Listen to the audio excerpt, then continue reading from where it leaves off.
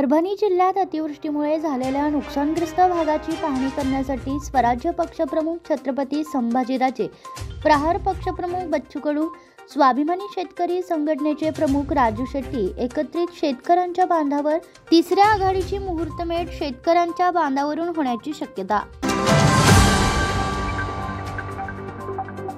मुंबई हेच नाव हवं यासाठी ज्या लोकांनी आंदोलन केलं त्यामध्ये मी देखील होतो। तेव्हा बॉम्बे नको तर मुंबई हेच नाव हवं अशी मागणी मी देखील केली होती, असं वक्तव्य केंद्रीय गृहमंत्री अमित शहा यांनी केलंय।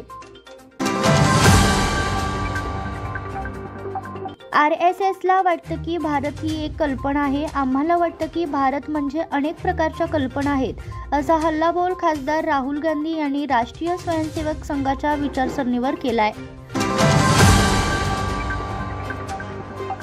शेतकऱ्यांच्या ऊसाची रास्त आणि किफायतशीर किंमत थकवल्याप्रकरणी साखर आयुक्तालयाने राज्यातील 11 कारखान्यांना RRC नोटीस बजावली आहे। त्यापैकी विठ्ठल कारखाना आणि सासवड माळी शुगर फॅक्टरीने थकीत FRP पूर्णपणे दिली आहे, तर 11 कारखान्यांपैकी सोलापूर जिल्ह्यातील कारखान्यांची संख्या 7 इतकी आहे। एकदा बारामतीकरांना मी सोडून इतर आमदार मिळाला पाहिजे, उपमुख्यमंत्री अजित पवार यांच्या विधानावर खासदार संजय राऊत यांनी प्रतिक्रिया दिली। अजित पवार हे बारामतीतून निवडणूक हरणार हे निश्चित आहे, त्यांनाही याची कल्पना आहे असे ते म्हणाले।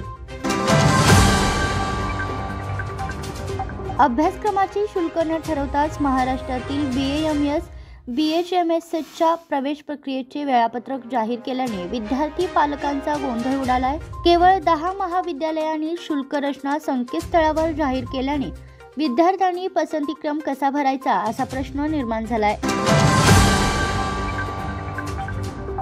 रशियाने चंद्रावर अणुऊर्जा प्रकल्प उभारण्याची योजना आखली आहे। विशेष म्हणजे या प्रकल्पासाठी भारत रशियासोबत हातमिळवणी करणार आहे।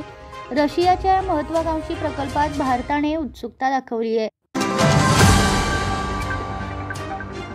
उत्तर प्रदेशातील गोंडा येथील कैसरगंज येथील भारतीय जनता पक्षाचे माजी खासदार ब्रिजभूषण शरण सिंह यांनी कुस्तीपटू विनेश फोगाटच्या राजकीय भवितव्याबाबत मोठा दावा केलाय। विनेश निवडणूक हरणार असल्याचं ब्रिजभूषण शरण सिंह यांनी म्हटले।